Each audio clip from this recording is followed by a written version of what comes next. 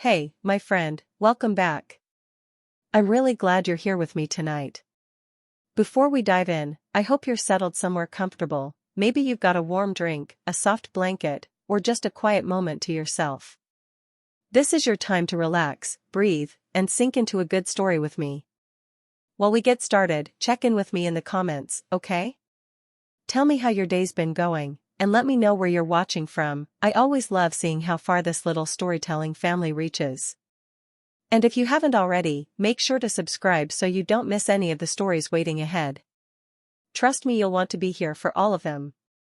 Alright, let's begin. Have you ever just had one of those weeks where you feel like you're walking through quicksand? Like every step is a monumental effort, and you know you're going nowhere fast? That was me, last Monday.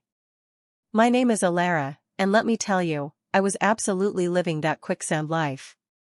It was barely 7:30 a.m. and I was already sitting in my small, sun-drenched, but very messy living room, staring at a giant pile of moving boxes. I'd just lost my apartment, not because I was late on rent, I was always on time, but because the landlord decided to sell the whole building to a developer.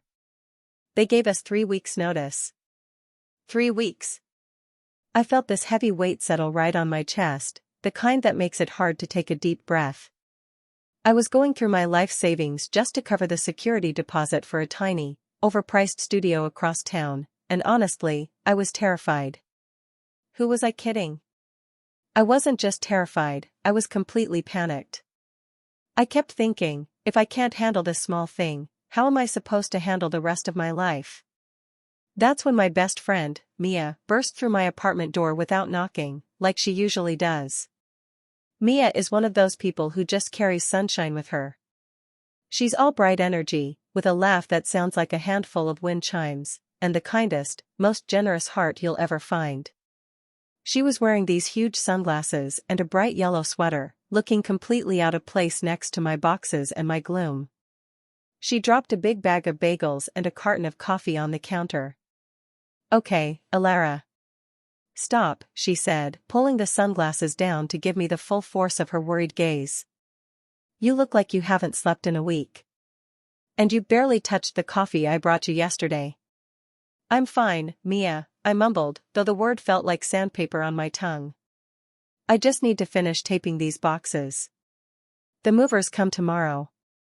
She ignored me, which is her superpower when she knows I'm lying.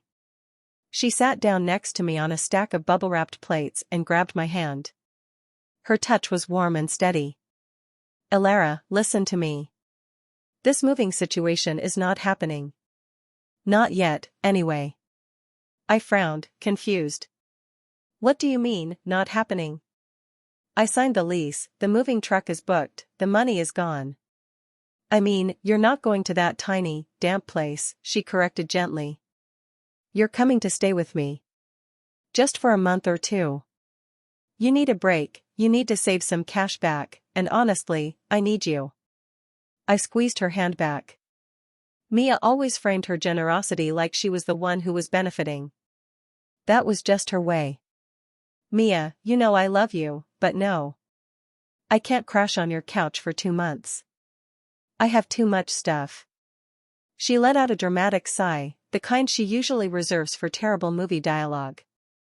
"Oh, come on. It's not just my apartment, silly.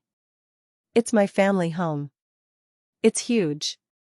Honestly, the East Wing is gathering dust. You'd be doing us a favor by using one of the guest rooms. Think of it as a mandatory, 2-month luxury vacation." I shook my head, already resisting. Mia's family had always been a bit of a mystery.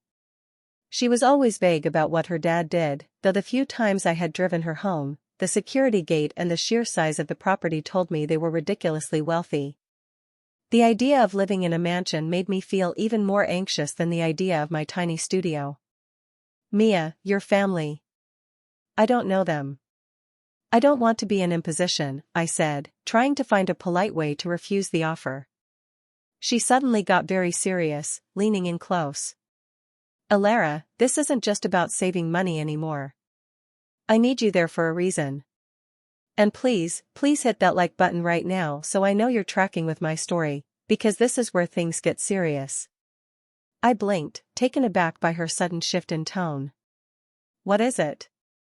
It's my brother, Enzo, she whispered, looking around my modest apartment as if someone might be listening. He just came home. He's taking over the family business. And honestly, there's a lot of drama, a lot of new faces, and it just doesn't feel safe. Not yet.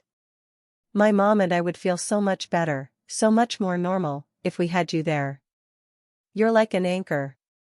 Please, Elara. Just for a few weeks.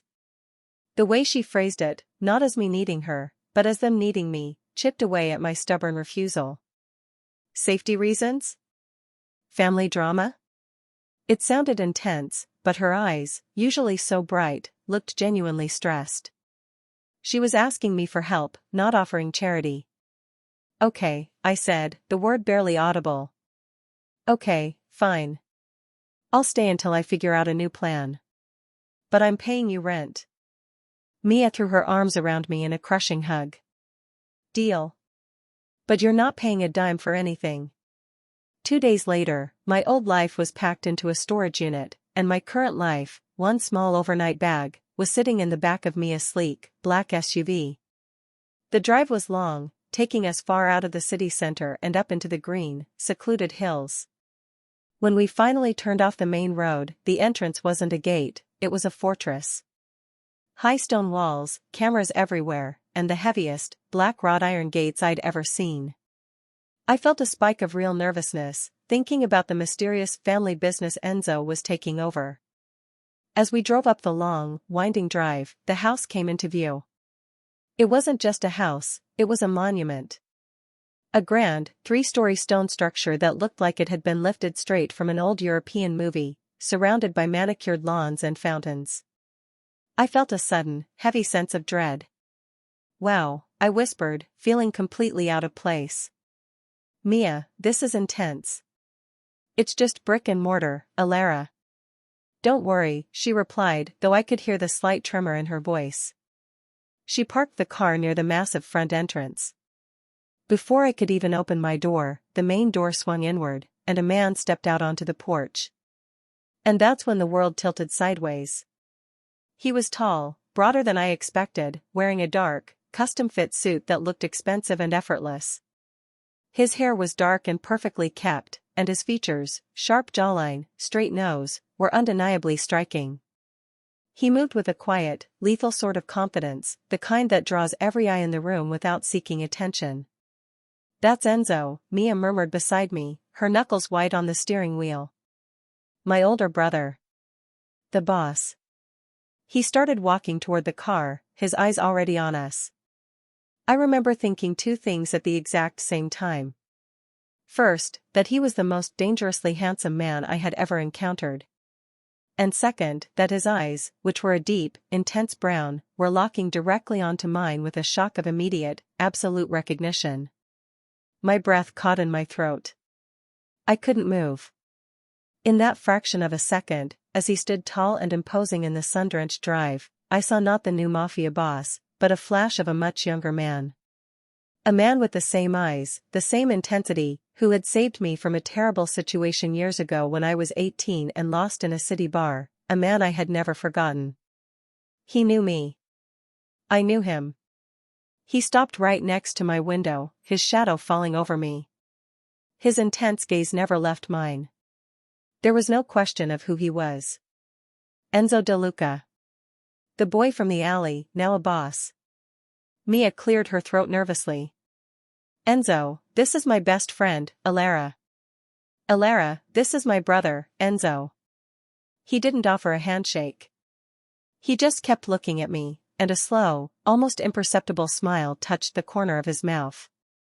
It wasn't warm, it was possessive. Elara, he said, his voice a low, gravelly baritone that vibrated right through the glass. Welcome home. In that moment, standing there in front of a Mafia mansion, suddenly recognized by the man in charge, I realized I hadn't found safety at all. I had walked right into the center of a storm.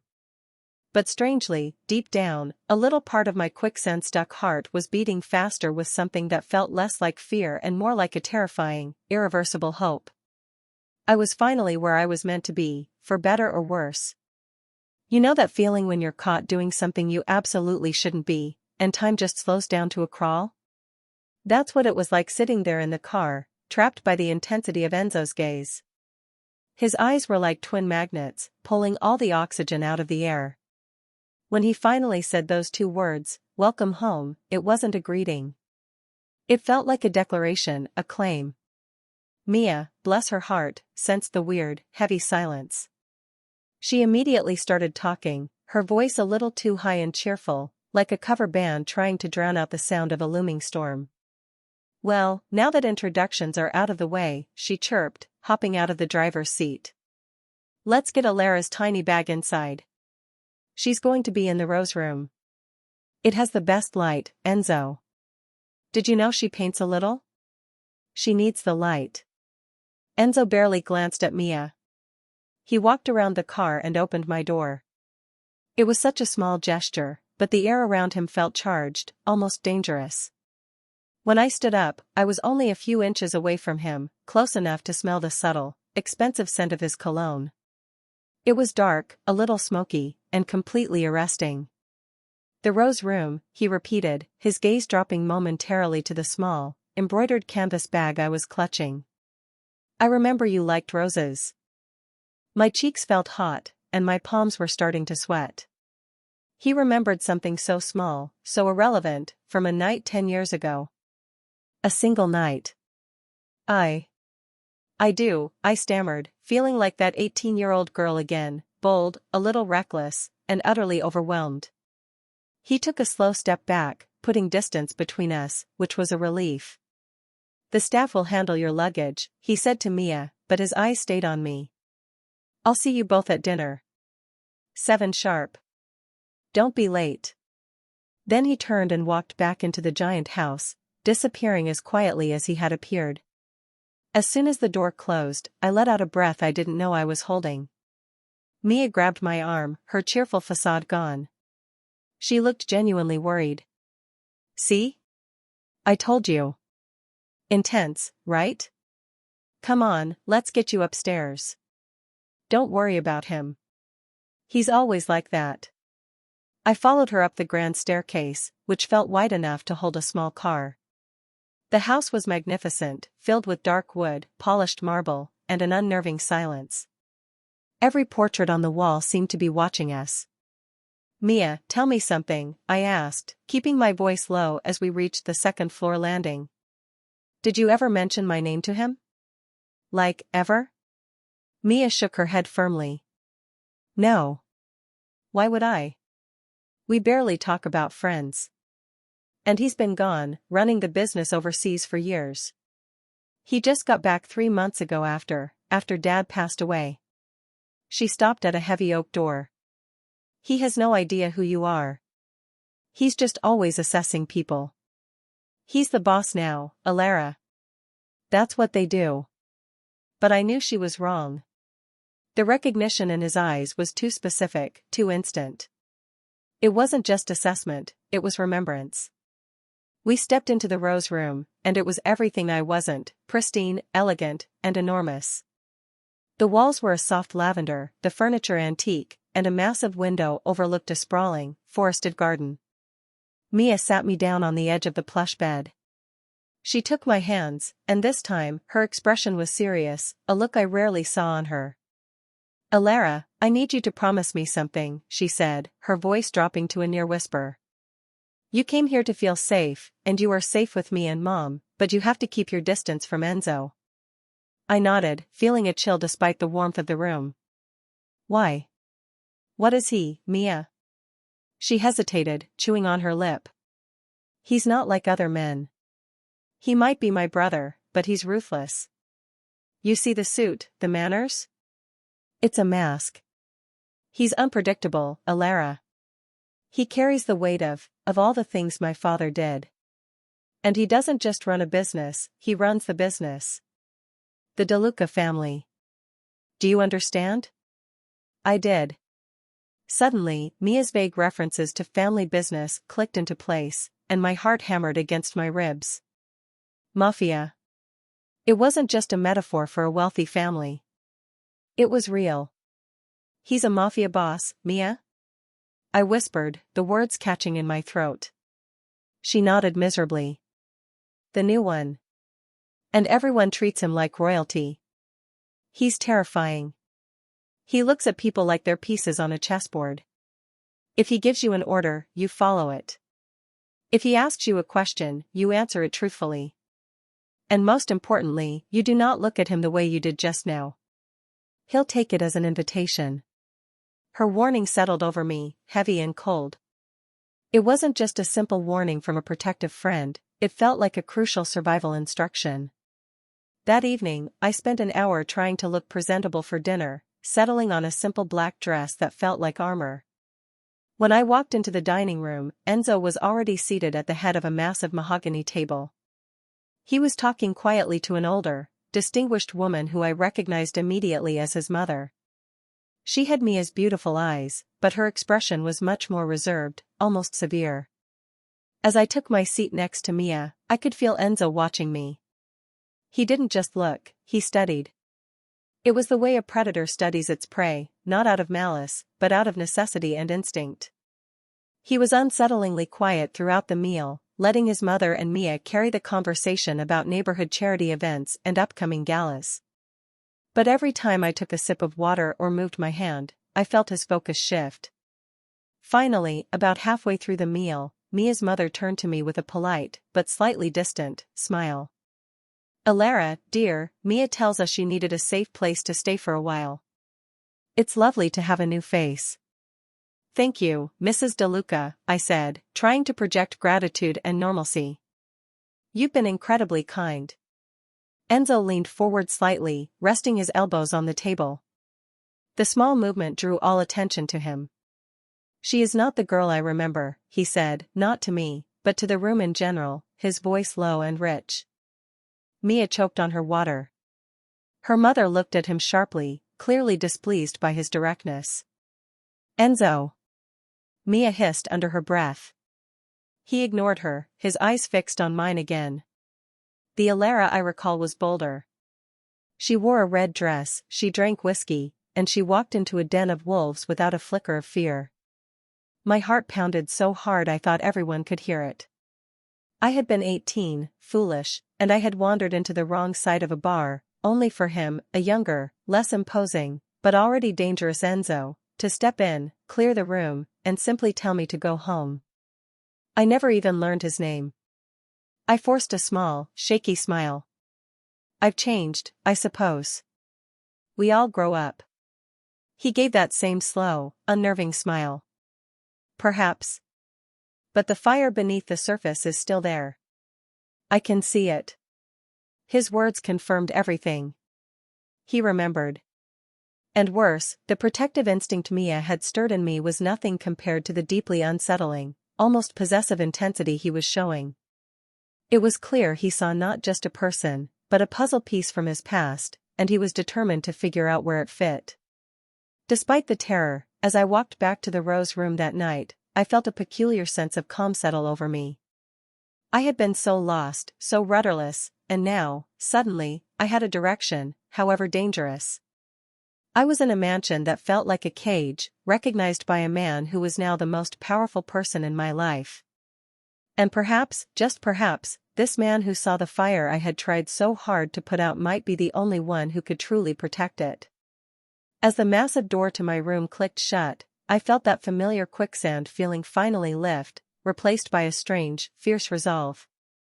I always thought that if you lived in a mansion surrounded by high walls, you would feel incredibly safe. Like you were wrapped up in a fortress.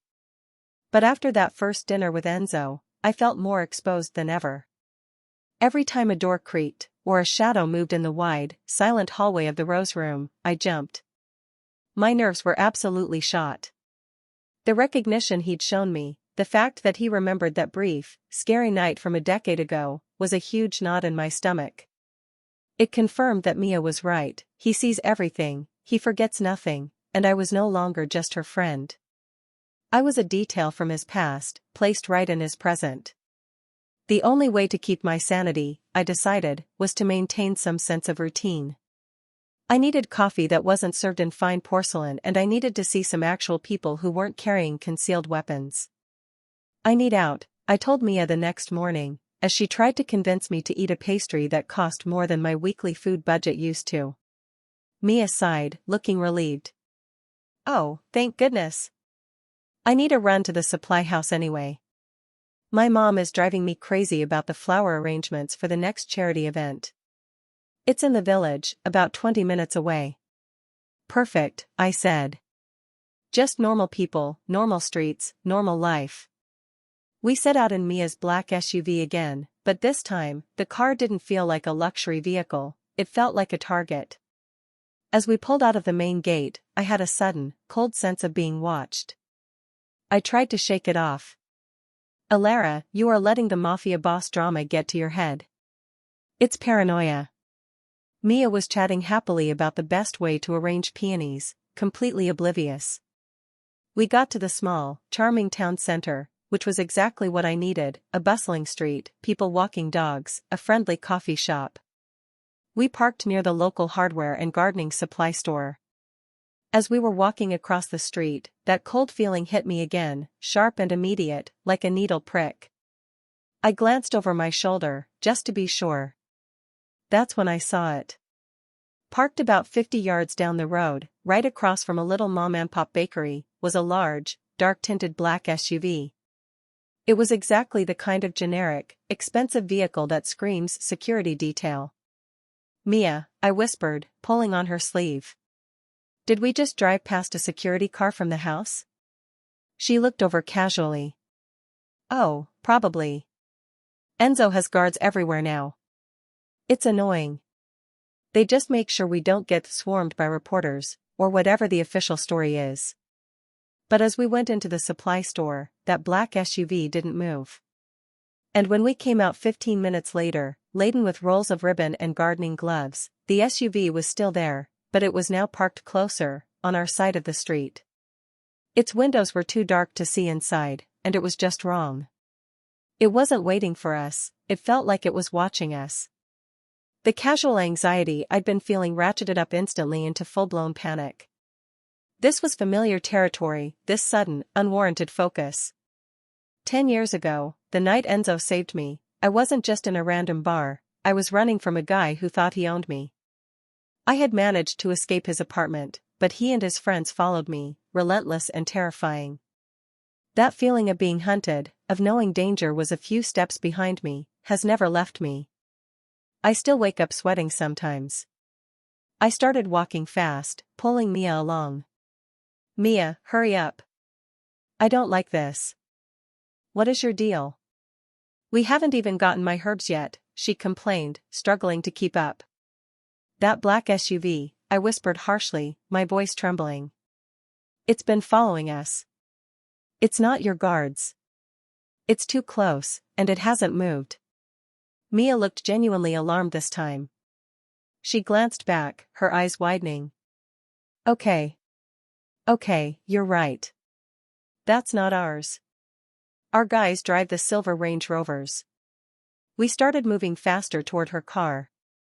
Just as we reached the curb, the black SUV's engine suddenly roared to life. It didn't drive away, it slowly, deliberately, started to move toward us. That was the moment the old panic completely took over. My hands went ice cold, my chest tightened, and I felt that familiar, desperate need to run and hide. I dropped the bag of ribbons. It wasn't about the Mafia anymore, it was about the primal, deep-seated fear that someone was about to corner me again. Then, out of nowhere, a sound that sliced through the tension. The screaming, angry peal of tires hitting the asphalt, and the sharp, sudden blare of a horn. A sleek, silver sports car, moving way too fast for the town center, slid to a halt, cutting off the black SUV completely. It was a risky, impossible maneuver. The driver's door of the silver car flew open, and I didn't need to see his face to know who it was. The sheer force of his furious energy was unmistakable. Enzo. He was out of the car in an instant, his expensive jacket flying open as he stalked toward the black SUV. He looked absolutely lethal. His face was a mask of cold, white-hot fury, the kind of anger that doesn't scream, but vibrates. He didn't knock. He didn't ask.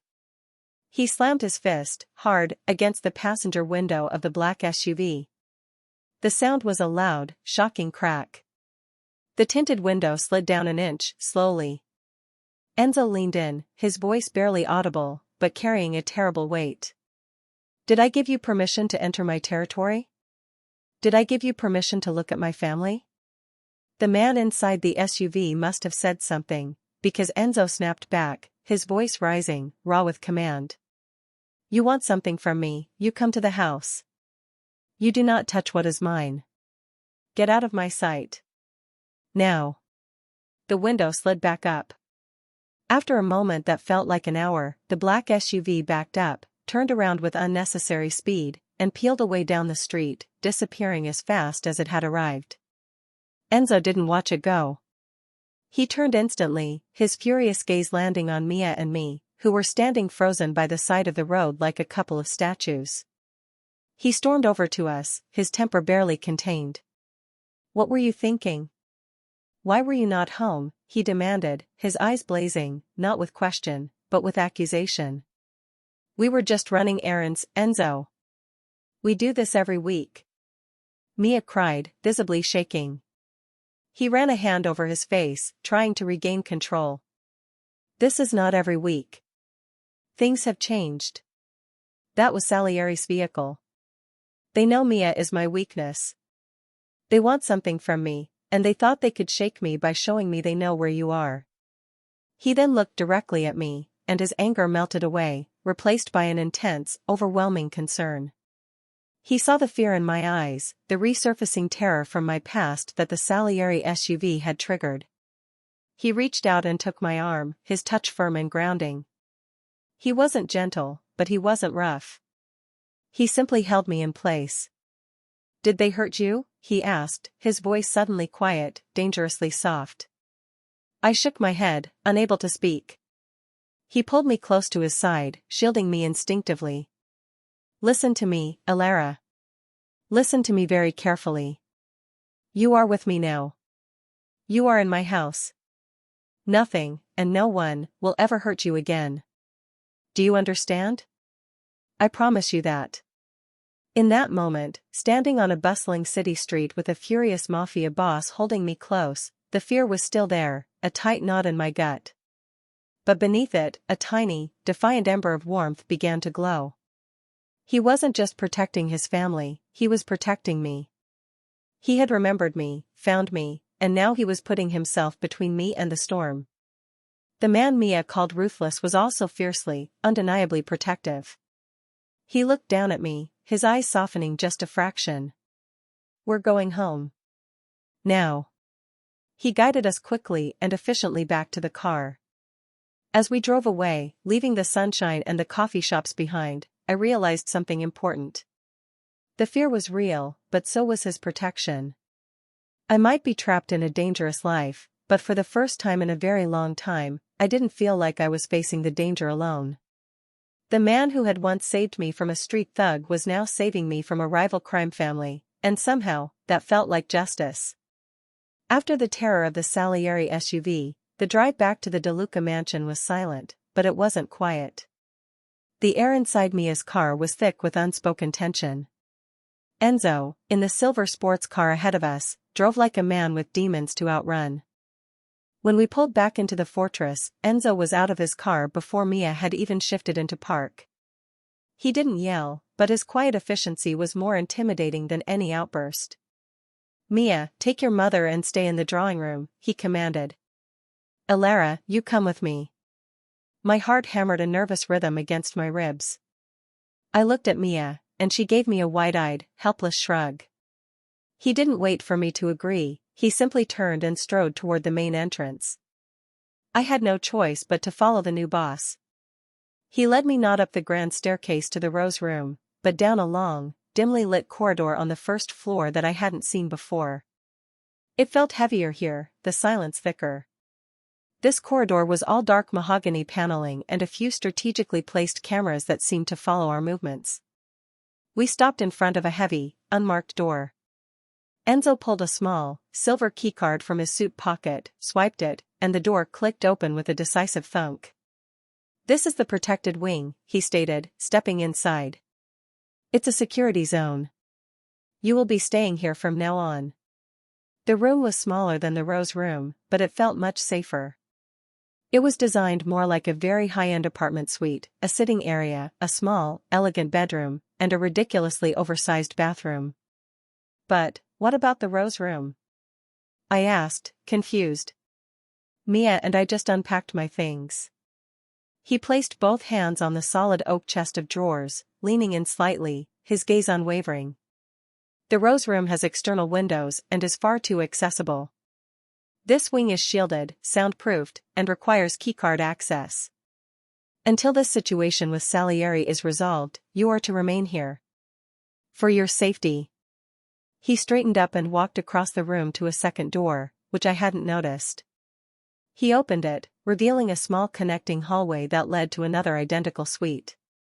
"And this is my suite," he said, indicating the room across the hall with a brief wave of his hand. "My office and command center are also in this wing.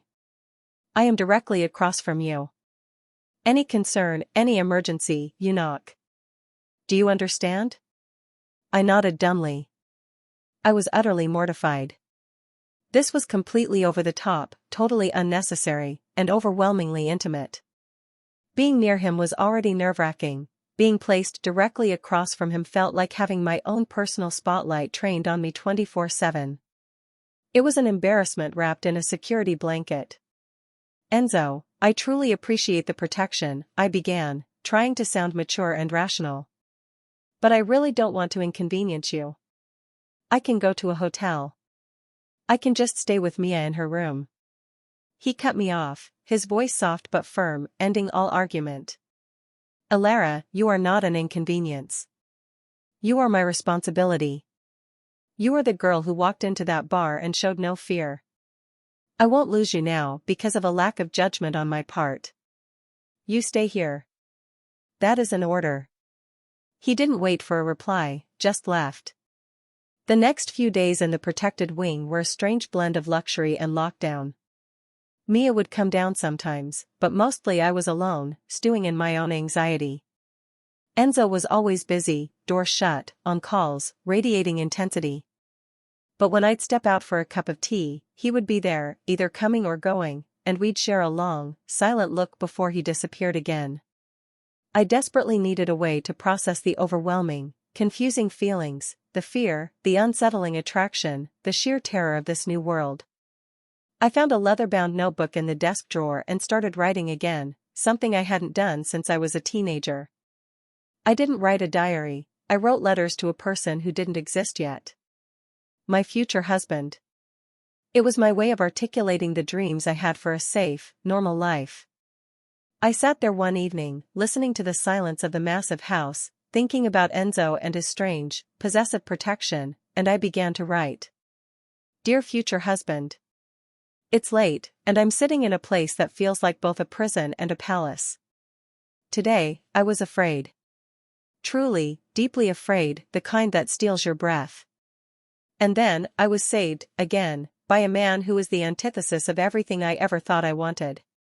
He is powerful, dangerous, and completely untouchable.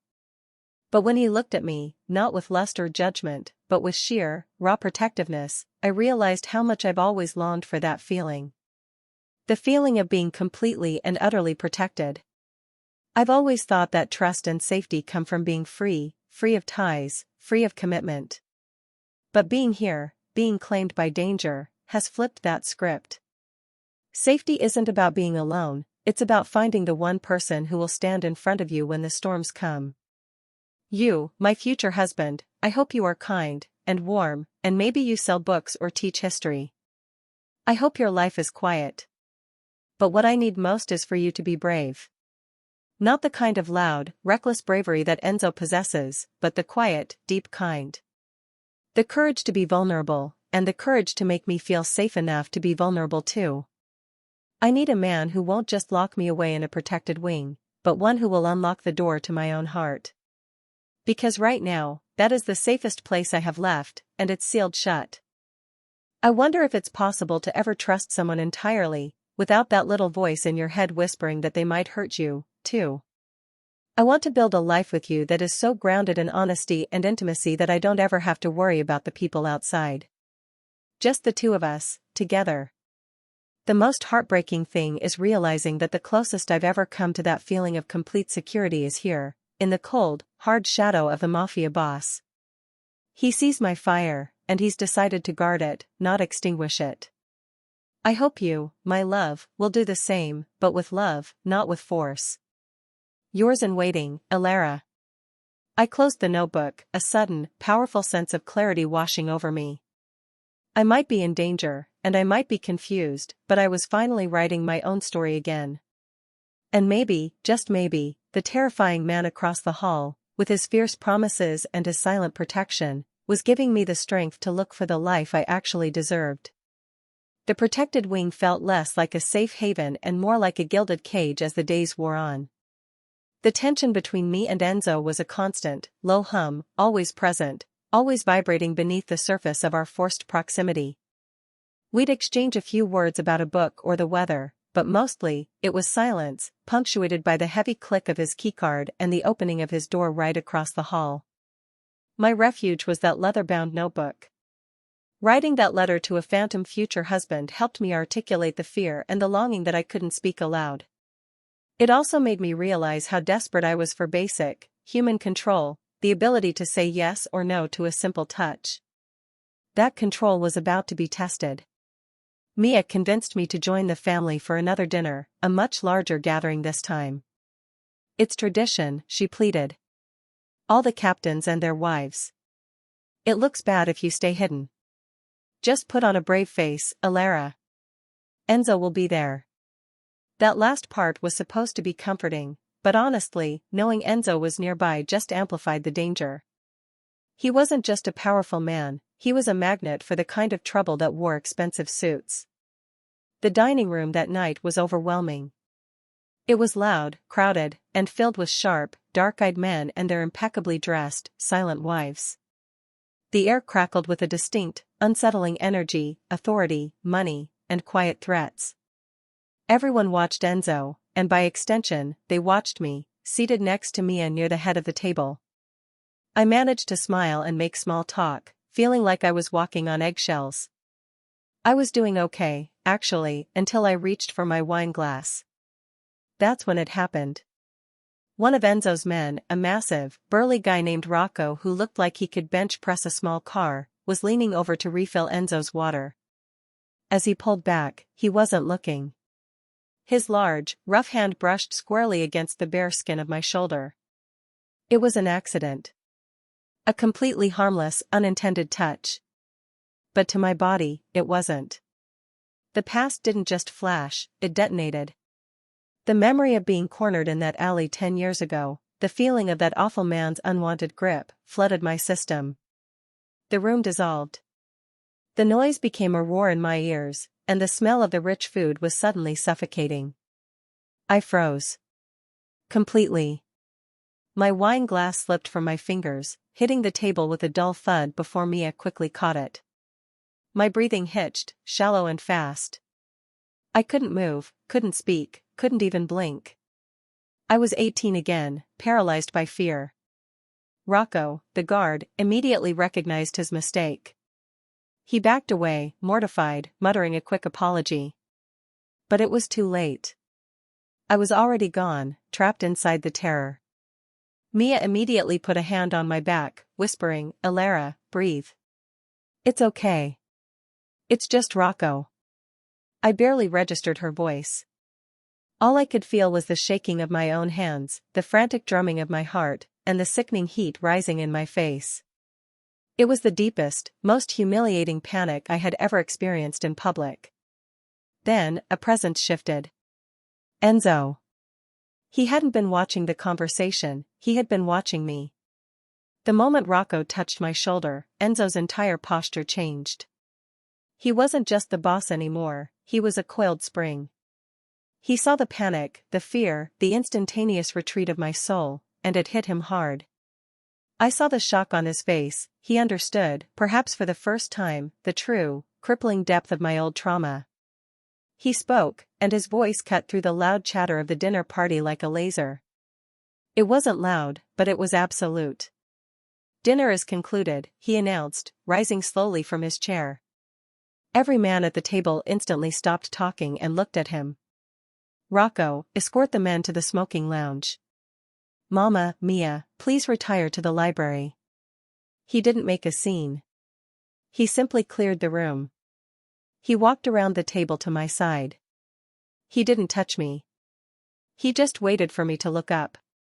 "Alara," he said, his voice dropping to a low, comforting tone, surprisingly gentle.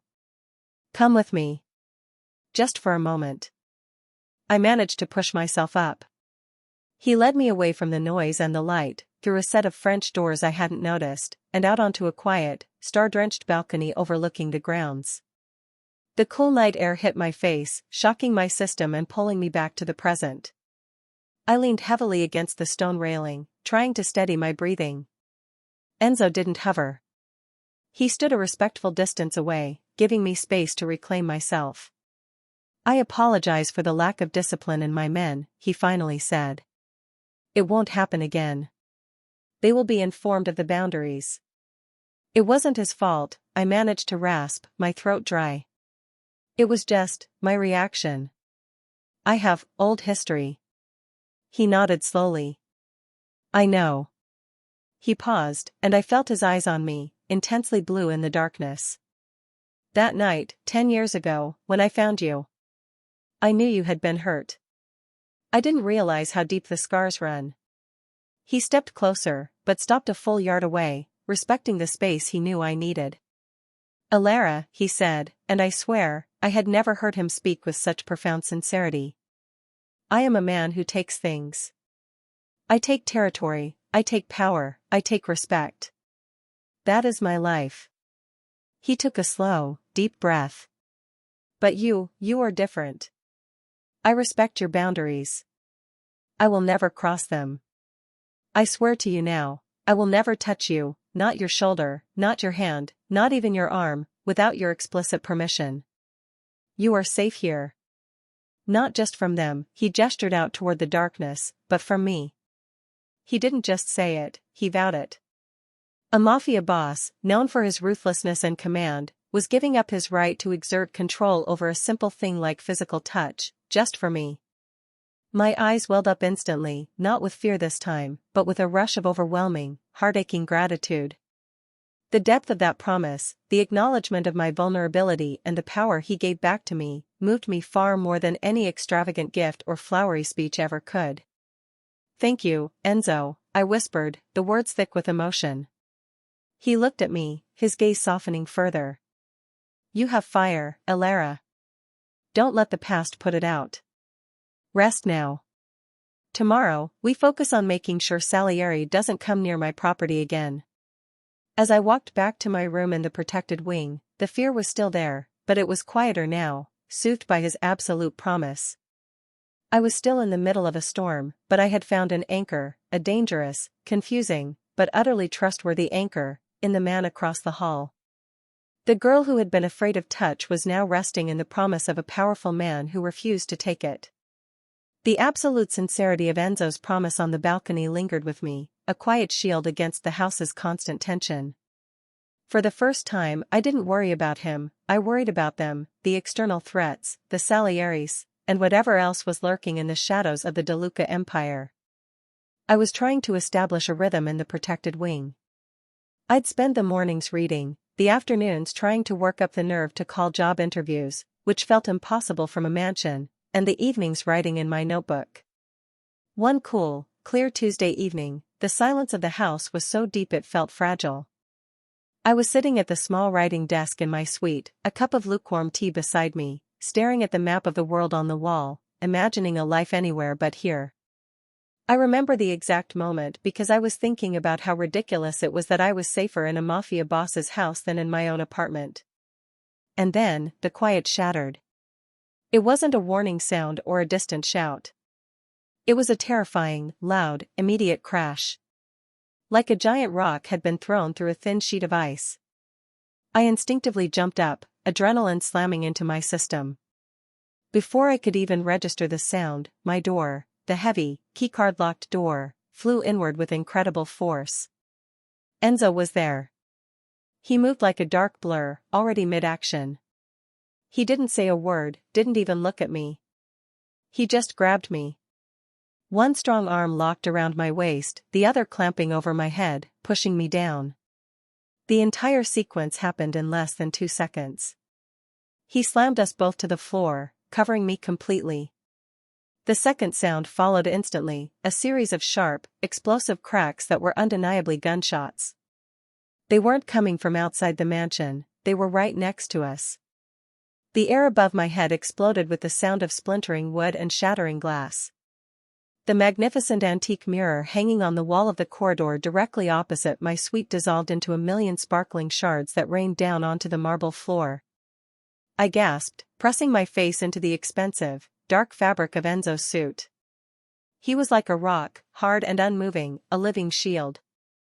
I could feel his heart pounding against his ribs, a heavy, frantic rhythm that matched my own terror. The mansion's security system finally caught up. A piercing, relentless alarm began to wail, a truly horrible sound that sliced through the lingering echoes of the shots.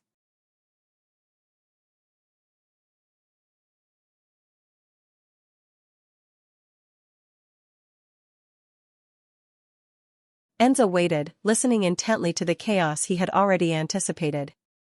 His grip on me was tight, possessive, but perfectly placed to protect me.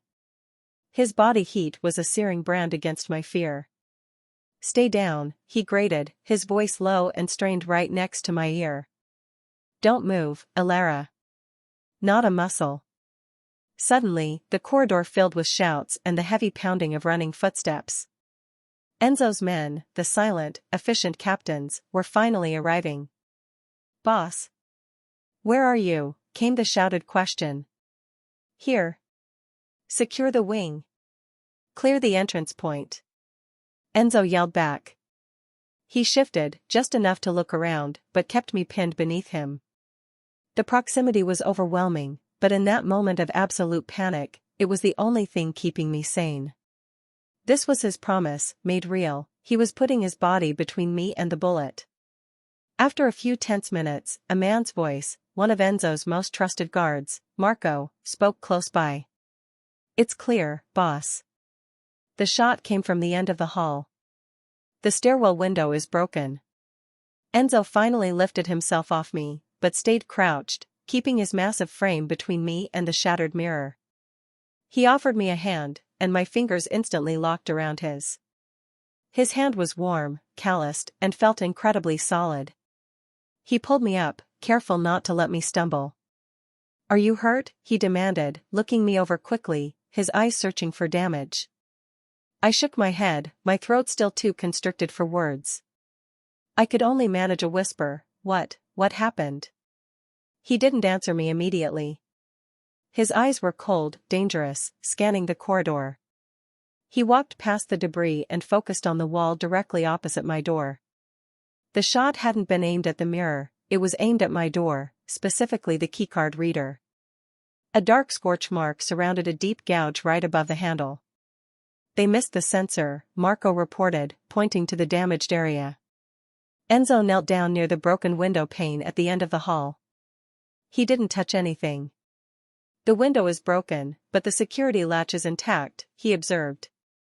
"They didn't come in that way." Another guard, Tony, pointed to the marble floor beneath the shattered mirror. "Boss, look at this. It's the bullet casing. .40 caliber." Enzo picked up the casing with a handkerchief, his expression turning to stone. "A clean shot," he stated, his voice low and utterly devoid of emotion. "A professional shot, aimed at the keycard. They intended to open the door, neutralize Elara, and slip out the window." Mia, who had run from the drawing room when the alarms went off, finally reached us, breathless and terrified. "Enzo. What happened? Are you okay? Elara?" "We are fine, Mia," Enzo said dismissively, never taking his eyes off the casing. He turned to his men, and the air froze. This was the Mafia boss at work, cold, calculating, and ruthless. "Marco, Tony," he ordered. The weapon was fired from inside the mansion. "This shell casing is fresh, the scorch marks are new." The weapon was fired from the opposite end of this corridor, where the private stairwell to the east wing is located. He paused, and the gravity of his next words hit me like a physical blow. This was not Salieri. This was a message. This was someone inside my operation. Someone who knows the layout, the security cycle, and who knows where I keep my valuable assets. He locked eyes with Marco. "No one leaves this property. I want every single member of this house and staff confined to their quarters. Sweep every room. I want to know whose gun this came from. Now." The men scattered, moving with terrifying speed. Mia grabbed my hand, squeezing it so hard it hurt, her face pale with shock. I looked at Enzo. He was the most dangerous man I had ever met, a human weapon who had just saved my life by throwing me to the ground. But in his eyes, I saw not just the cold fury of the betrayed boss, but the raw, protective rage of a man whose vow had been challenged. He had promised me safety, and someone inside his home had tried to break that promise. He finally looked at me, his gaze softening just a millimeter. He didn't apologize for throwing me down, he didn't have to. The feel of his body, the sound of the bullets hitting the wall where I had been standing, was the most terrifying, yet most deeply comforting, experience of my life. I felt a sudden, powerful surge of hope. The world outside was chaotic, and now the house was compromised, but I knew one thing for certain: I wasn't just under his protection, I was under his intense, personal guard. And whatever internal enemy he had, he would root them out. I had gone from fearing the storm to trusting the eye of the storm. The days following the attempt on my life were a blur of hushed conversations and constant, crushing surveillance. Enzo was relentless. He interviewed every staff member, checked every corner, and his eyes never stopped moving. I was virtually under house arrest in the protected wing, but I had one constant: Enzo. He was either in his office across the hall or hovering nearby, a dark, silent shadow of vigilance. The tension of having a traitor inside the mansion was almost worse than facing the Salieris outside. It felt like living in a glass box where everyone could see you, but you couldn't see the threat. Then came the order: we had to attend a major gathering. A yearly dinner held at a grand hotel, involving all the allied families and their key capos. "It's a show of strength," Enzo explained to Mia and me, his tone flat. "After the attempt on the house, I need to show my stability and my authority. I need to show that my house is secure, and that I am completely focused on the business." Mia looked terrified. "But, Enzo, what if they try something there? It's so public." "They won't," he assured her, but his eyes were grim. "They expect me to be reeling. We will walk in, project confidence, and leave. Elara, you are coming with me." My stomach dropped. "Me? Why me?" He looked at me with that intense, unnerving focus. "Because the shot was fired at you. If I bring you to a public function, it shows them two things: one, that you are unharmed, and two, that you are unequivocally mine. It's a claim, Elara. A very public claim." The word mine hung in the air like a physical thing, possessive and absolute. I felt the heat rise in my cheeks, but I nodded. There was no arguing with the boss. I got ready for the evening feeling like I was dressing for an execution, not a gala. Mia helped me choose a conservative but elegant midnight blue dress. The atmosphere in the grand ballroom was suffocating. Hundreds of people, all dressed in black and jewel tones, circulating with that practiced, cold politeness that screams money and hidden agendas. From the moment we stepped out of the private elevator, Enzo's hand was on the small of my back. He didn't ask, he simply took. It wasn't the tentative, careful touch of a man respecting a boundary, it was the firm, claiming touch of a boss announcing possession. I froze instantly, bracing for the wave of panic I knew should hit me. I waited for the trauma to crash over me, for the air to rush out of my lungs, for the familiar paralysis. But it didn't come. Instead, his large, warm hand, resting just above my hip, felt utterly safe. Not terrifying, not invasive, but grounding. It was a physical anchor in a sea of unknown faces. The tension in my shoulders eased, and I realized, with a shocking clarity that almost made me stumble, that the only man in the world I trusted with my physical space was the one who had sworn never to take it without permission. He was breaking his vow for a strategic purpose, and somehow, that trust negated the trauma. "Walk straight," Enzo murmured into my ear, his breath warm against my neck. "Head up. You are with me." We moved slowly through the crowd, making the mandatory stops to greet the elder capos. I could feel the weight of countless eyes on me. They weren't just staring at the dress, they were staring at the woman the boss had brought. The one who had been shot at. "Who is she?" I heard one older woman hiss in Italian to her companion.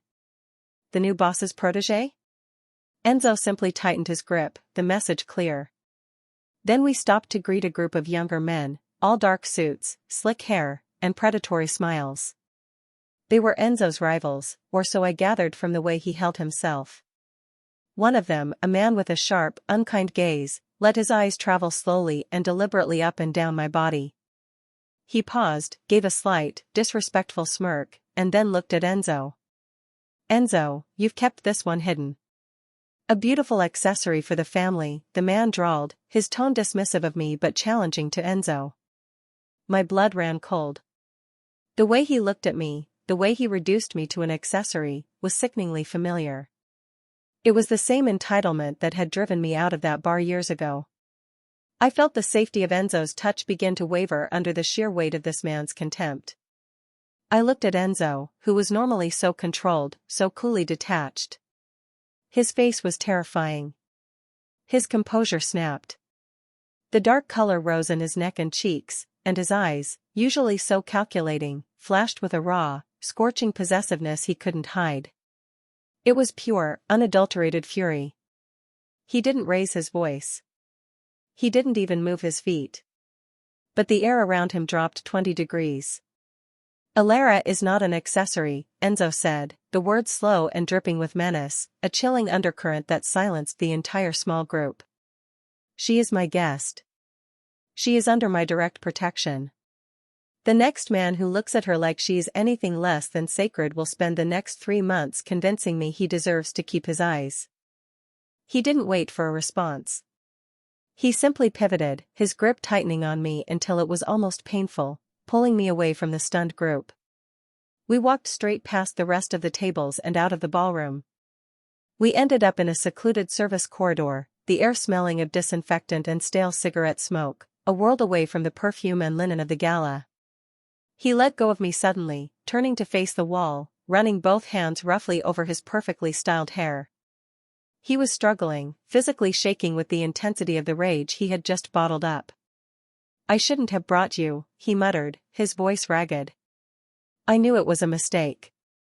I stepped toward him, my fear completely gone, replaced by a strange mix of adrenaline and profound affection for his raw, uncontrolled defense of me. I raised my hand, the same hand he had promised never to take without permission, and lightly rested my fingers on his forearm. "Enzo," I said softly. "It was the safest I've felt since I got here." He turned back to me, his eyes wide and surprised. "How?" "I just lost my temper. I broke my own word by touching you." I smiled, a genuine, relieved smile. "But you didn't touch me like they would. You touched me like you were protecting something precious. And when that man looked at me, you didn't look away. You showed him that I mattered. That's why it felt safe." In that moment, the fierce, terrifying Mafia boss looked utterly vulnerable. He was wrestling with his own carefully constructed image, exposed by a raw burst of jealousy and protection. He reached up, his eyes never leaving mine, and he gently took my hand from his arm. He raised my fingers to his lips, giving them the faintest, almost reverent kiss, a soft, sincere touch that honored his vow and my trust. "We go home now," he whispered. "You don't need to see any more of this." I walked out of that hotel with a dangerous, volatile man, and yet, I had never felt more seen, more respected, or more secure. I had feared touch, and now I knew that in the chaos of his world, Enzo's touch was the only thing that could truly calm the ghosts of my past. After the dinner fiasco, the mansion felt even more charged. Enzo had solidified his claim on me, and in doing so, he had drawn the line in the sand. I was now a known entity, an asset he protected fiercely. The safety I felt with him was real, but it was also a heavy cloak, constantly reminding me of the danger we were in. Mia, usually so bright and bubbly, had become a shadow of herself. She was jumpy, pale, and barely spoke. I knew the public display of Enzo's anger and the escalating threat of the internal traitor were weighing on her, but it felt like more than that. It felt like guilt. One rainy afternoon, a few days later, I found her sitting alone in the library, a massive room filled with books no one seemed to read. She wasn't reading either, she was staring blankly out the window, tears silently tracking paths down her cheeks. I sat down next to her on the leather sofa, placing my hand gently on her back. I didn't want to break the promise Enzo had made, but with Mia, this felt necessary. It felt like the touch of a friend, not an act of possession. "Mia, what is it?" I asked softly. "It's more than the house being under attack, isn't it?" She didn't answer right away. She just turned and buried her face in my shoulder, sobbing, deep, wrenching sobs that shook her whole body. I held her, stroking her hair, letting her cry until the worst of it had passed. When she finally pulled back, her face was blotchy, her mascara ruined, but her eyes held a desperate, urgent truth. "Alara," she choked out, her voice barely a whisper. "I have to tell you. I can't keep living with this secret." I squeezed her hand. "Whatever it is, Mia, you can tell me. I'm not going anywhere." She took a huge, shaky breath, and the words tumbled out, fast and painful, like they'd been trapped inside her for years. "The reason I left home for so long, the reason I was so happy to move to the city, to just be Mia and not DeLuca, it wasn't just to be independent. It was because I ran away from what I did." My heart sped up. "What did you do?" Her eyes darted around the enormous room, as if the portraits on the walls were listening. She leaned in closer, dropping her voice to a terrible rasp. "A few years ago, when Enzo was still overseas and Dad was the boss. I was just careless. I was 18, stupid, and I was dating a guy named Leo. I thought I loved him. He asked me about my dad's business, about a shipment they were waiting for, about the route. Just casual questions, you know? He said he was writing a paper for school, something dumb." Mia's voice broke on a sob. "I told him, Alara. I told him the day, the time, the port. I didn't think it was important. I just wanted to sound smart and involved. I was just trying to impress a boy." She started shaking again. That information, that date and that route, it was critical. Leo wasn't writing a paper. He was working for the Salieri family. And because I told him, they knew exactly where and when to hit us. I gasped, covering my mouth with my hand. The rival family, the Salieris, the ones who had sent the SUV after us, the ones Enzo was currently fighting. "And Mia," I whispered, barely able to form the words. "What happened?" "The ambush," she whispered, her eyes shining with fresh tears. "They hit the port. It was a bloodbath. They stole the shipment. And my father, Enzo's father, he was there that night. He was trying to cover the escape. He was killed that night, Alara. Because of the information I gave them." I felt sick. This wasn't just a family secret, it was the genesis of the entire war they were currently fighting. The reason Enzo was now the cold, vigilant boss. The reason they had an internal traitor. It all stemmed from Mia's accidental betrayal. "I didn't know until months later," Mia continued, tears streaming down her face. "Leo disappeared. Enzo came back for the funeral, but he was so distant, so crushed. I never told him. I couldn't. I just told Mom I needed space, and I ran to the city. That's why I've been so scared being back here. I'm scared Enzo will find out, and I'm scared the Salieris will try to use me again. I wrapped my arms around her tightly, holding my best friend as she confessed to causing a tragedy that had altered the course of one of the most powerful crime families in the country. My trauma was a stolen moment in a bar, hers was the accidental death of her father. Mia, I murmured into her hair. You were 18. They manipulated you. They are the criminals, not you. You have to believe me. It wasn't your fault. She clung to me, desperate for absolution. But it was. I killed him. And now Enzo is fighting a war that I started. What I didn't know, what I couldn't possibly know, was that the heavy, silent oak door to the library was not quite shut. Enzo hadn't intended to eavesdrop. He had been looking for a specific treaty buried in his father's old collection, and he was rounding the corner toward the library when he heard his sister's choked sobs. He froze, instantly alert, leaning into the doorway. He had heard everything. Every single painful, desperate word of Mia's confession. The revelation was a physical punch to his gut. His own sister. The little girl he had sworn to protect, the one he had thought was simply struggling with his father's death and the business. His whole life, the reason for his overwhelming loss, his immediate succession to a throne he didn't want, the constant threat of the Salieris, it wasn't a random attack. It was betrayal. And not by a rival, but by his own blood. He stood there, frozen in the shadow of the doorway, his stomach churning with a cold, terrifying sickness. The kind of sickness that feels worse than any injury. His carefully constructed world, built on loyalty, strength, and family, had just crumbled into dust. The man who had vowed to kill any internal traitor now realized the traitor was his sister, his only immediate family. He stood in that doorway, listening to Alara's kind, comforting words, her genuine forgiveness washing over the confession of the tragedy. He saw Alara, my fiery protector, holding his broken sister, offering comfort that he, the strong boss, was incapable of giving. He turned away slowly, silently, not making a sound. He didn't move toward the door, he didn't confront Mia. The immediate, consuming need was not for revenge, but for solitude. He needed to process this crushing, debilitating reality. His sister was the reason his father was dead, and the woman he was trying to claim and protect was the only person his sister had confided in.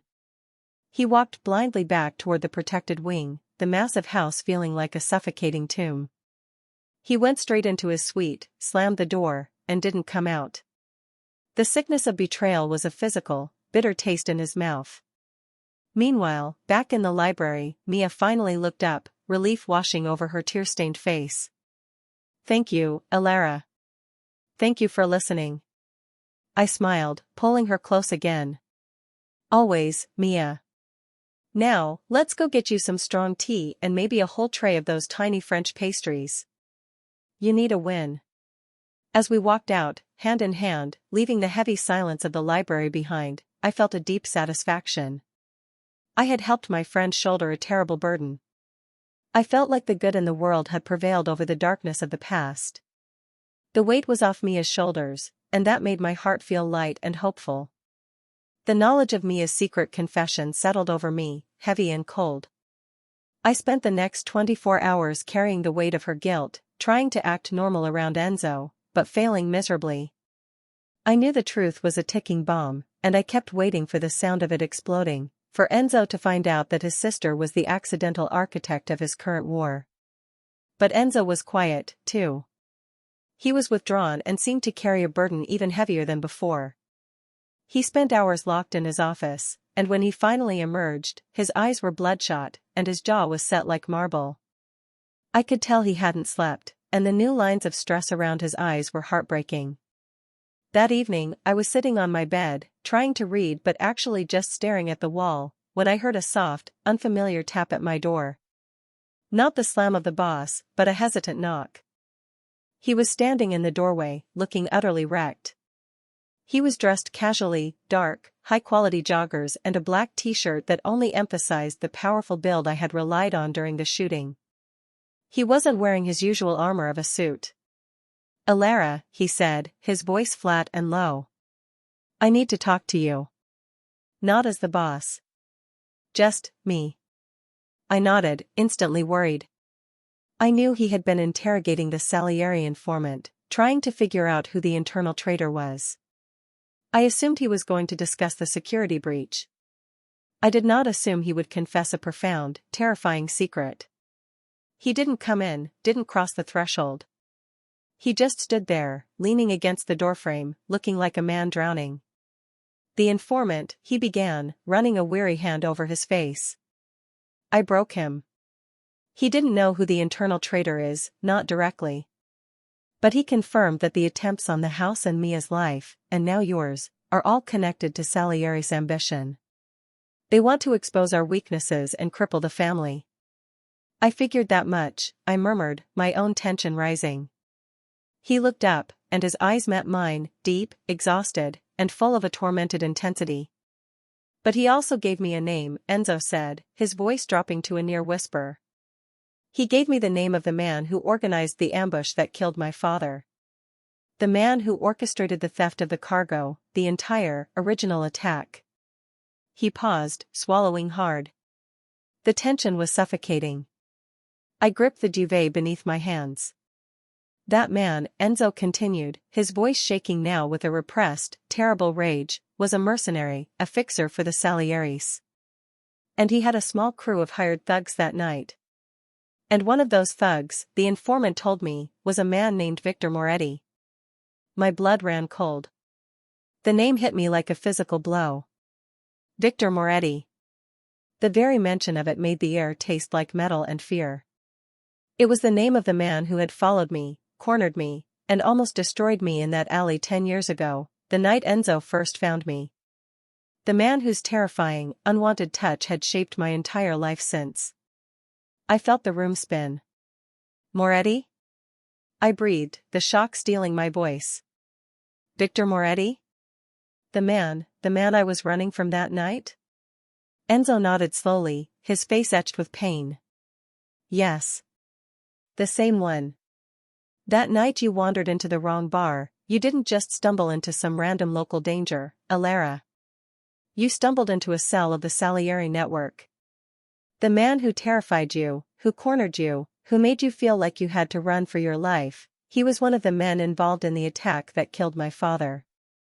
The connection was dizzying, terrifying. My small, personal trauma was not small at all. It was intricately woven into the catastrophic event that defined Enzo's life and his reign. My life, my whole life. I stammered, feeling the walls close in. Why does this keep happening? Why does my past keep colliding with your war? Why am I here? The question wasn't aimed at him, but at the cruel, unbending nature of fate. I felt a devastating sense of despair, a complete loss of control. It wasn't just a coincidence that Enzo had found me, it was destiny, a twisted knot of violence and betrayal linking us both to the same enemy. I slid off the bed and started pacing, my hands running desperately through my hair. I just wanted to be normal. I just wanted to live a quiet life, to not look over my shoulder, to not be afraid of a knock at the door. But every time I try to escape, the shadows catch up. And they all lead back to this, to you. Enzo watched my spiral, his expression pained. He didn't try to stop me or control my distress. Mia brought me here because she needed a break, because she thought I was a normal friend. Now I find out her family is fighting a war started by the man who traumatized me, and the person who saved me is the man who inherited the war. I am not strong enough for this, Enzo. I am not one of your capos. I am just Alara, and I am terrified.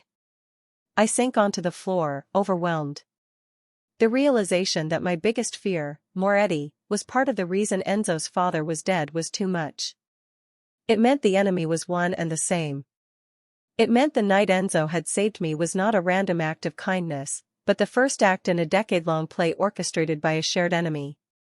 Enzo finally moved.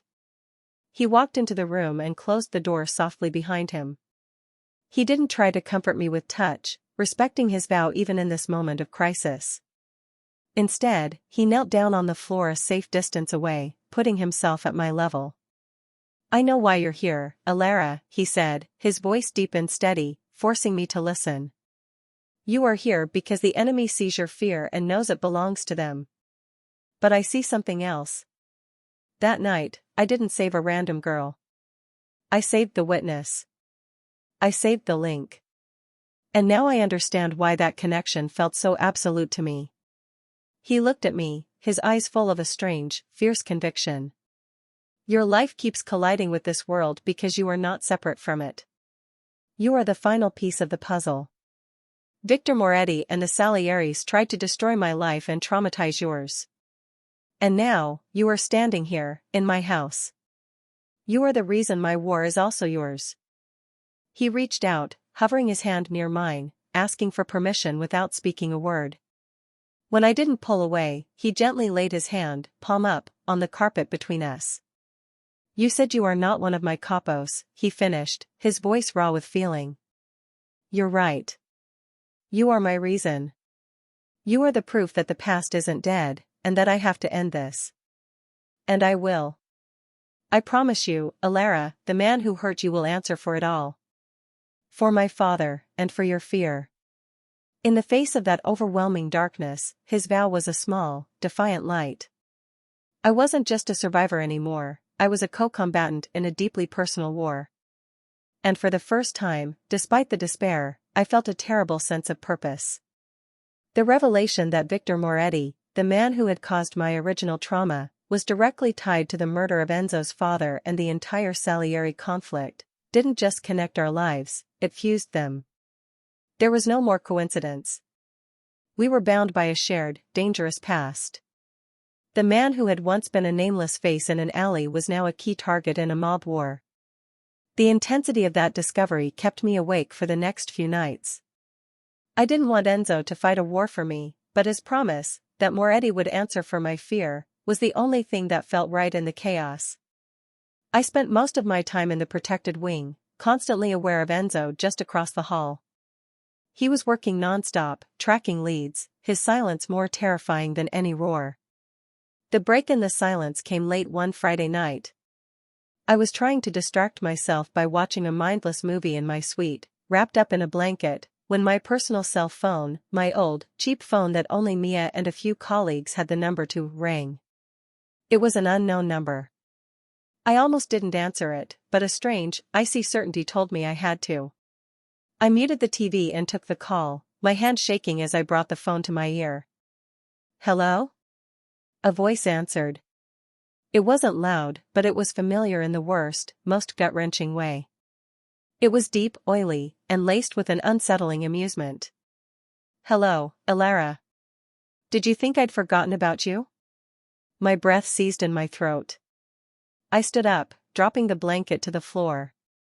The world went instantly cold. I knew that voice. It was the same voice that had taunted me that terrifying night 10 years ago. It was Victor Moretti. Who is this? I managed to choke out, though the denial was weak. He laughed, a low, nasty chuckle that sounded like stones grinding together. Oh, Alara. Such a polite little thing. Still trying to play innocent? It's Victor. And I just wanted to tell you how proud I am. You've grown up so well. You've got that fire, just like I remembered. The casual cruelty of his words was unbearable. I wasn't an abstract target anymore, I was a person he knew, a person he had watched. How did you get this number? My voice trembled, betraying my fear. Oh, sweet girl, when you're connected to the right people, secrets don't stay secret for long. We know where you live. We know who you're with. His voice hardened, losing the amusement and turning menacing. You shouldn't be staying with the DeLuca family. Bad taste, Alara. Didn't you learn your lesson about hanging out with the wrong crowd? Especially not the son of the man who owes me a lifetime of debt. The implication was clear, he was sending a direct threat, flaunting his ability to reach me even within Enzo's fortified walls. He knew I was the most valuable, and the most vulnerable, thing Enzo was protecting. I see you've taken up with Enzo, he purred, the name sounding filthy on his tongue. Does he know about your little nervous habit? The way you start shaking when a man gets too close? I hung up. I couldn't breathe. I tossed the phone across the room, needing to separate myself from the sound of his voice. I stood in the middle of the room, tears streaming down my face, feeling completely exposed and violated. He hadn't just watched me grow up, he had been waiting. My fear must have been palpable, because before I could even process the total breakdown I was having, the lock on my door clicked, and Enzo burst in, already fully alert. He took one look at my face, the abandoned phone, and the absolute terror in my eyes, and he knew. He was across the room in 2 strides, but he stopped short of touching me, respecting the space my panic needed. What happened, Ilara? His voice was a dangerous rumble, barely contained. The phone, I choked out, pointing a shaking finger. It was him. Victor Moretti. He called me. He knows I'm here. He said he's been watching me. Enzo's face turned to a terrible mask of rage. It wasn't the slow, cold fury he usually displayed, it was instantaneous, boiling, and volcanic. His eyes went black with pure violence. He walked to the phone, picked it up, and looked at the number. He then threw the phone onto the bed with such force that it bounced, and he started pacing the small suite like a caged predator. He called you, Enzo repeated, the words tasting like ash. He dared to contact you. He dared to put his voice in your ear. He stopped, turning to me, his hands clenched into massive, white-knuckled fists. This ends now, he stated, his voice absolute. Forget the Salieris, forget the internal leak.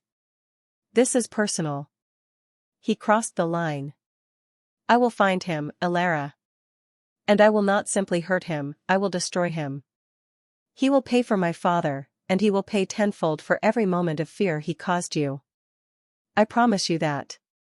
He will never breathe another word to anyone again. The raw, unfiltered promise of annihilation should have been comforting. It should have been justice. But hearing it, hearing the violent, absolute promise of death for a man who had already damaged me so much, made me recoil. No, Enzo! I cried out, stepping away from his towering rage. He stopped, confused by my resistance. No? What do you mean, no? He threatened you. He terrorized you. What else do you expect? I expect justice, yes, I said, tears still falling, but finding a sudden, desperate strength in my conviction. But not this. Not death on my behalf. I don't want your hands dirty with his blood for my sake. I don't want to live in a world where my safety is purchased with a murder. I looked at him, pleading. I know he hurt me. But if you kill him, you become him. You become another monster who took control, who used violence to end a problem. I need him gone, Enzo, but I need you to stay you. The conflict was immediate and profound. His entire world was built on swift, decisive violence to protect his own. My entire world was built on trying to escape that violence. Enzo stood there, his rage battling with the deep, protective need he felt for me. He looked tortured, trapped between his nature and my plea. You're asking me to break my promise to you, he whispered, his eyes dark with the struggle. You're asking me to let a monster live. No, I insisted, shaking my head. I'm asking you to protect me by staying a man who is worthy of my trust. Destroy him legally, destroy his operation, destroy his power. But please, Enzo, do not kill him for me. He stayed frozen, his chest heaving as he fought the primal urge to hunt down the monster. He saw the fire in my eyes, the courage to stand up to both the villain and the protector, and a slow, painful acknowledgement settled over him. He was silent for a long moment, then slowly, reluctantly, his tense shoulders relaxed a fraction. I will find another way, he finally grated out, the vow heavy with resistance, but absolute nonetheless. For you, Ilara, I will find another way. I didn't rush to him. I just stood there, watching the dangerous boss sacrifice his instinct for the sake of my soul. In that terrifying, intimate moment, I realized that my plea hadn't just protected me, it had asked something profound of him, too. It had asked him to choose love over violence. The confrontation with Enzo, the one where I begged him not to become a murderer on my behalf, broke the surface tension that had been holding me together. He had chosen my trust over his violent nature, but the fear, the sheer, visceral terror that Victor Moretti was still out there, watching me, was too much. That night, alone in the protected wing, the terror finally caught up to me. I woke up from a shallow sleep, suddenly drenched in a cold sweat. My heart was racing, not with excitement or adrenaline, but with pure, unadulterated dread. The memory of Moretti's oily voice on the phone played over and over in my head. He knows where you live. He knows who you're with. The panic attack hit me fast and hard. My chest tightened into an iron vice. I couldn't get a full breath. I tried to stand, but my legs felt like water, and I collapsed back onto the bed, trembling uncontrollably. This was the fear that had haunted me for 10 years, now made real and given a voice. I felt like I was back in that alley, small, helpless, and completely alone. I couldn't call for Mia. I couldn't reach for the phone. All I could do was gasp for air that wouldn't come. Then, instinctively, desperately, I reached for the one presence I knew could provide an anchor. I flung myself off the bed and stumbled to the door of my suite. I didn't knock. I didn't use the keycard. I just pounded on the solid wood with my shaking fist, a desperate, raw plea. The door flew open instantly. Enzo hadn't been asleep. He was sitting in his own suite, fully dressed, likely watching the surveillance feeds. He saw me, my face white, my body shaking, tears blurring my vision, and he moved. He didn't grab me, he didn't touch me. He simply caught my collapse, guiding me gently, without contact, to sit on the floor, leaning back against the cold, hard wall of the corridor. He immediately knelt in front of me, his massive presence blocking out the rest of the world. "Look at me, Elara," he commanded, his voice low and firm, cutting through the haze of my fear. "Look at my eyes. Focus." I fixed my gaze on his dark, intense eyes. They were wide with concern, but steady. "Breathe with me," he instructed. "In for 4 counts. Out for 8. Slowly. I'm right here. You are safe." He started the slow count, his voice a metronome for my frantic heart. 1, 2, 3, 4. I struggled, choking on the intake, but he didn't falter. He simply kept counting, his gaze locked on mine, projecting absolute calm. After what felt like an eternity, the frantic grip on my lungs eased. The tremors slowed. I was still terrified, exhausted, but I was breathing. I was present. He stayed there, kneeling right in front of me, until the dawn began to break outside the narrow security window at the end of the hall. He didn't speak again unless it was to encourage a deep breath or to ask if I needed water. And then there was his hand.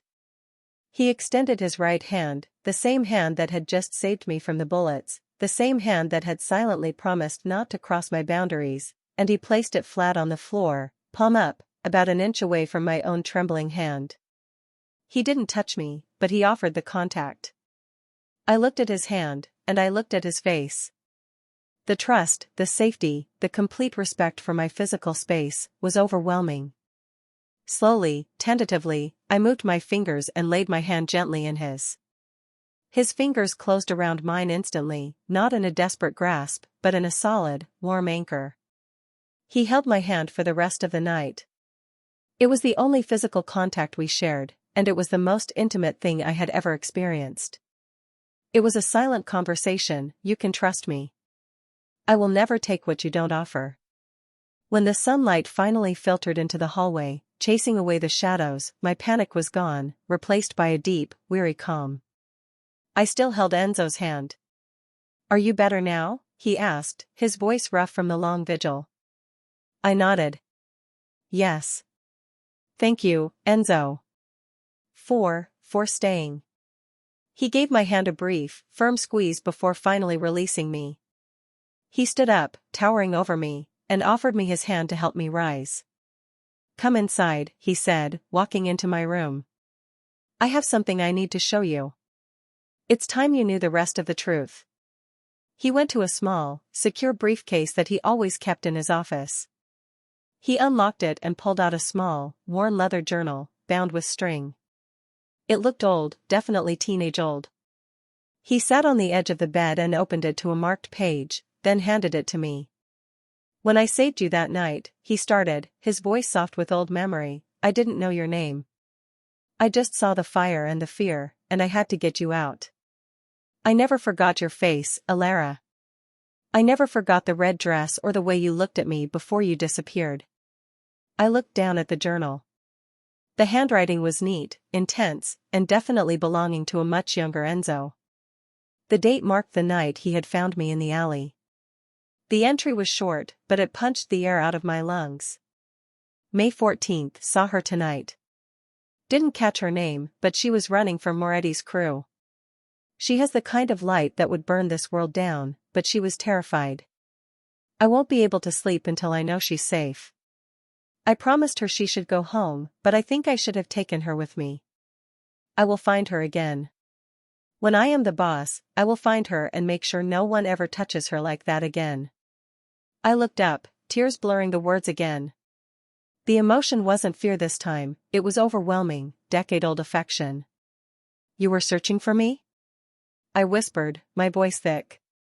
"Since then?" "Since then," he confirmed, his voice rough. "When I took over the family, the first thing I did was put small, discreet teams on the ground looking for you. I didn't know your last name, just Alara from the bar hostess. I just knew that the only thing that felt real in my life was the need to find the girl I saved, the girl who had the same enemy as my family." He stood up, walking to the window, watching the compound. "When Mia brought you here, and I saw you at the door, I wasn't just recognizing a friend of my sister's. I was recognizing the solution to the last 10 years of my life. I found the one person I had been waiting for." The simple truth of it shattered all my remaining walls. Our connection wasn't coincidence, it wasn't just trauma, and it wasn't just a Mafia claim. It was destiny woven over a decade, a boss obsessed with protecting a ghost from his past. I had spent 10 years running from the shadows, unaware that the shadow's most dangerous man had been tirelessly searching for me. My heart, which had been so guarded, so damaged, finally felt hope. I knew the danger was real, but now I knew the devotion was too. I walked to him, and this time I didn't hesitate. I reached out and gently rested my hand against the strong, beating curve of his shoulder. "Then let's stop running," I said, my voice steady, finally finding my fire again. "Let's end the war." After the sun finally rose on the morning following my panic attack, everything was different. The long night of fear, followed by Enzo's devastating confession and the reading of his old journal, had stripped away all the pretense between us. There were no more guards, no more boss and guest. There were just two people, bound by a terrible history and a fierce, nascent devotion. I walked out of the protected wing with my hand resting gently on Enzo's arm. It was my choice, my offer of trust, and the weight of his commitment to me felt heavier, and yet lighter, than anything I'd ever carried. We had a shared enemy, a monster named Victor Moretti, and now we had a shared purpose, to end him without destroying the man I was falling in love with. We were sitting in his large, dark office, going over some of the old, encrypted files that detailed the rival family's movements, when the message came. It wasn't a phone call this time, but an old-school delivery. A small, sealed envelope, brought in by a nervous-looking Marco, who placed it carefully on Enzo's huge mahogany desk. The seal was unfamiliar, but the weight of the moment felt immense. Enzo's face, which had been strained with focus, hardened instantly. He picked up the envelope and simply tore it open. He read the contents, and I watched the color drain from his face until his skin was a stark, terrifying white. He slammed the single piece of paper down on the desk, his hand hitting the wood with a sound that cracked the silence. "They have reached out," he ground out, his voice low and shaking with pure, uncontrolled fury. "The Salieris. A direct communication." My heart pounded against my ribs. "What do they want, Enzo?" He took a deep, ragged breath and looked at me, his eyes blazing with a mix of fear and rage I had never seen directed at me. "They want an exchange." "An exchange for what?" I whispered. He pushed the paper toward me. The message was short, chillingly direct, and written in elegant script. We know what you value, DeLuca. The girl who runs from shadows is not worth the blood you will spill. We propose a simple trade, boss. Your sister, Mia DeLuca, for the girl. Alara is the key to finishing what we started 10 years ago. Send her back to us, and your sister will walk free. Reject this, and the game will begin. I read the words twice. Mia for me. The air in the office suddenly felt too thin to breathe. They knew. They knew Mia was his weakness. They didn't know the whole truth, they didn't explicitly say the traitor, but they knew Mia was the most leverage they could get, because she was his last immediate family, and because they could use her to punish the DeLucas. They also understood the significance of me. I wasn't just a witness to Moretti's crime, I was the visible symbol of Enzo's focus, his vulnerability, and his deep protective drive. Giving me up would cripple him emotionally and politically. I looked up at Enzo, whose entire body was taut, coiled with murderous intent. They think I'm weak, he snarled. They think they can play me against my own blood. They are doing exactly that, I said, my voice surprisingly steady, despite the cold terror gripping my insides. And then, I made a decision. It was a choice rooted in the deepest love I had for my friend, and a profound, heartbreaking realization of the burden I was placing on the man I loved. Enzo, I said, putting my hands flat on the desk. You have to make the exchange. He looked at me as if I had lost my mind. What did you say? I said, you have to trade me for Mia, I repeated, forcing myself to look him in the eye. It's the only way, and here is why. I took a breath.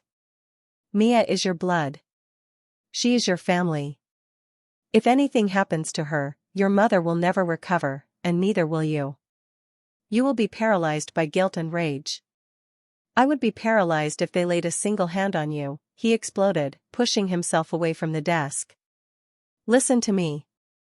I insisted, standing up and closing the distance between us. Mia is my best friend. I can't live with the knowledge that she is suffering because of me. But it's more than that. You told me you would find a way to destroy Moretti without killing him. You promised me you wouldn't become a monster on my behalf. My voice dropped to a plea. If you refuse this trade, and they hurt Mia, you will lose control. You will burn the city down, Enzo. You will become exactly the ruthless, killing boss you hate, and you will do it to avenge your sister and protect me. I can't let you destroy your soul for me.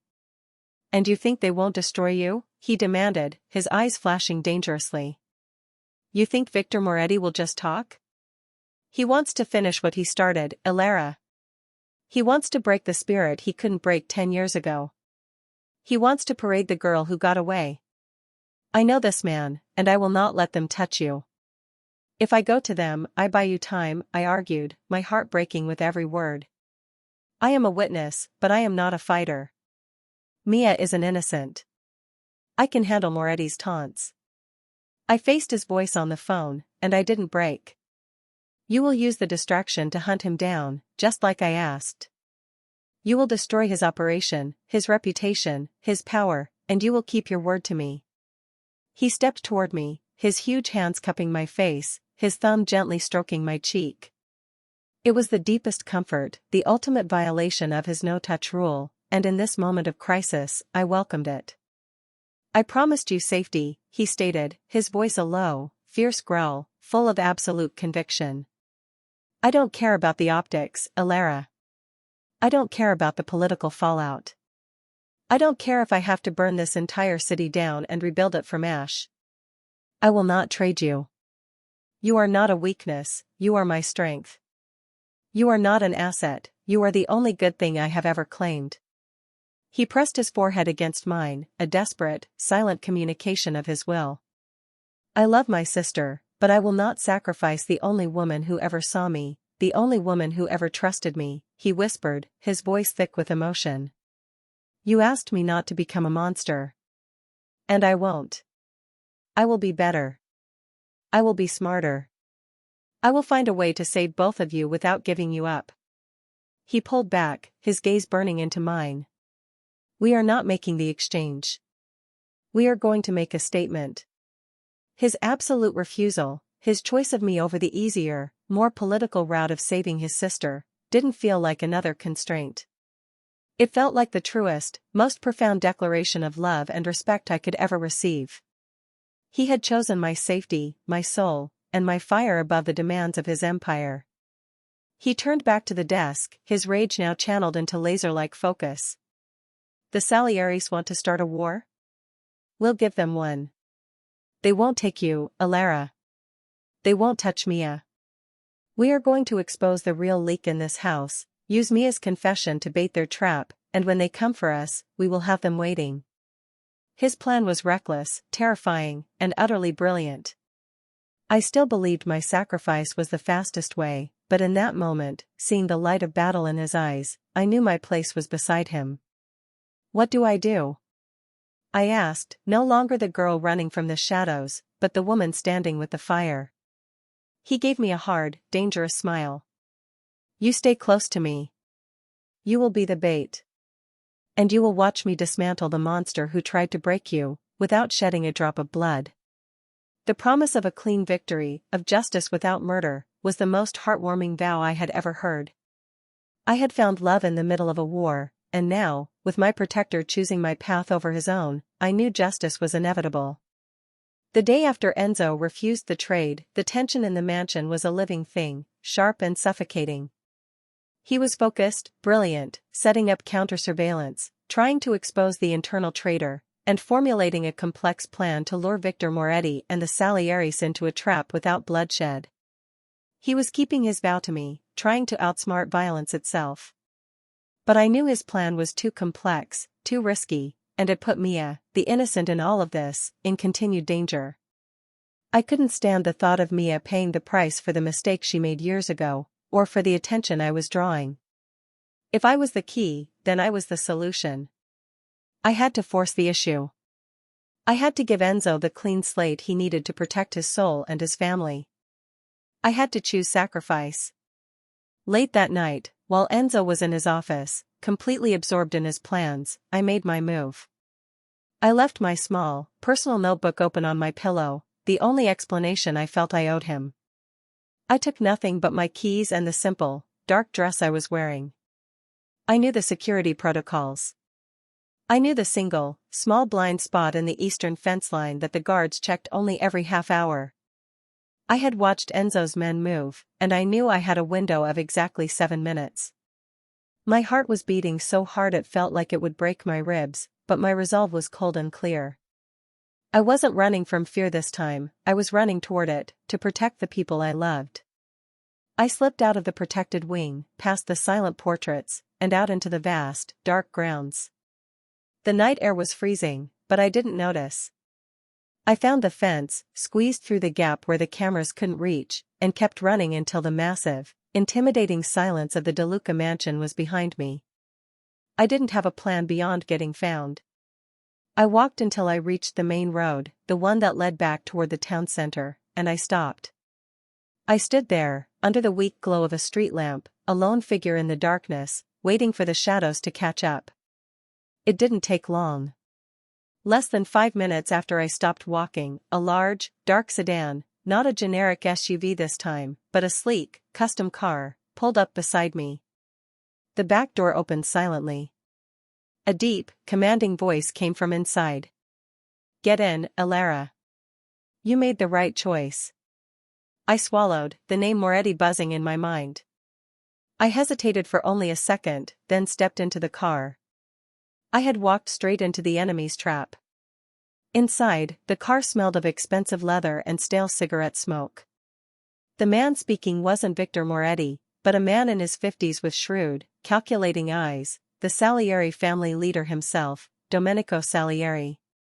"Brave girl," Salieri said, studying me with clinical precision. "Or perhaps foolish.